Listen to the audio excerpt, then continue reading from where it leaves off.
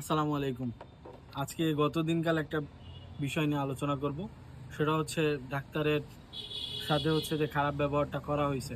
বিষয়টা হচ্ছে মানুষ মারা যাবে। এটা আল্লাহ সুবহানাহু ওয়া তাআলা কোরআনে স্পষ্ট করে বলছে যে প্রত্যেকটা প্রাণী মৃত্যুর স্বাদ গ্রহণ করবে।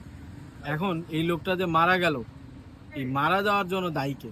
যদি তোমার কাউরে দায়ী করতে হয় তাহলে তুমি আল্লাহ সুবহানাহু ওয়া তাআলারে করো।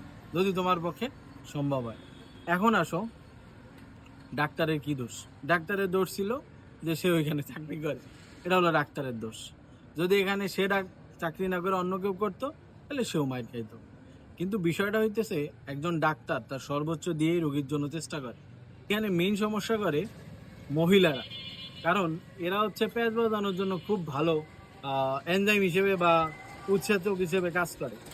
এরা ফোন দিয়ে বলে, এই এ তো ভালো ছিল, এখন মারা গেছে। আবার একটা বিষয় হচ্ছে, পেশেন্ট আসছে, আসার পরে তারা ট্রিটমেন্ট দিছে, দেওয়ার পরে এখন পেশেন্ট পার্টি বলতেছে যে সে তো আগে ভালো ছিল, এখন তো খুব অসুস্থ হয়ে গেছে। তাহলে যে ব্যক্তি ভালো তারে তুমি কেন হসপিটালে নিয়ে আসছো? আর কমেন্ট বক্স যদি আমরা চেক করি তাহলে আমাদের গার্বেজ বা অসভ্য এবং বর্বর জাতি যারা করে, সেটা হইতেছে এটারে খুব উপভোগ্য মনে হয় তার। একজন মানুষের সুন্দর মতো 50 জন 60 জন মিলে মারতেছে, এটা খুব উপভোগ্যের বিষয়। সে তো আগে মানুষে ভাই, সে ডাক্তার বাদ দিলাম, সে তো আগে মানুষ। একজন মানুষকে মানুষ এইভাবে মারে না। এই গার্বেজ এবং অসভ্য জাতির জন্য আসলে কিছু বলার নাই।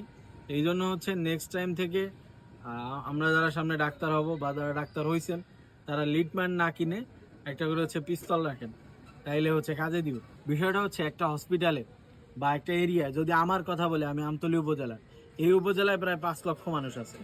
এর জন্য আপনার যে উপজেলা পর্যায়ে যে স্বাস্থ্য কমপ্লেক্স, সেখানে সব 8 জন কর্মচারী আছে। তাহলে আপনি হিসাব করে দেখেন যে এইখানে কতজন রোগীর পিছনে একজন ডাক্তার কাজ করতেছে। এখন তার পক্ষে তো আর সবকিছু সম্ভব হবে না। তো আমার যে বিষয়টা বলা, সেটা সুরক্ষা আইন। দেখা যাইতেছে যেহেতু আমরা এখন গার্বেজ উগ্র হয়ে গেছি বা বর্বর হয়ে গেছি, এখন আমাদের স্বাস্থ্য মন্ত্রণালয়ের কাছে একটাই আবেদন থাকবে যে আমাদের সুরক্ষা আইন নিয়ে কাজ করেন। আপনি অনেক কাজ করতেছেন, আমরা আপনার কাছে আসলে কৃতজ্ঞ, কিন্তু এখন ডাক্তারদের সুরক্ষার সময় আসছে। বিগত বছরের যে সরকাররা আসছে তারা খালি বলে গেছে দিব দিব দিব, আলটিমেটলি কিছুই দেয় নাই। ডাক্তারদের সুরক্ষার জন্য আপনারা আনসার নিয়োগ দেন বেশি বেশি করে। প্রতিটা ডাক্তারের জন্য 2টা করে আনসার রাখেন। এতে একজন ডাক্তার বাঁচতেছে না, আপনারা দেখতেছেন একজন ডাক্তার বাঁচতেছে, আসলে একজন ডাক্তার বাঁচতেছে।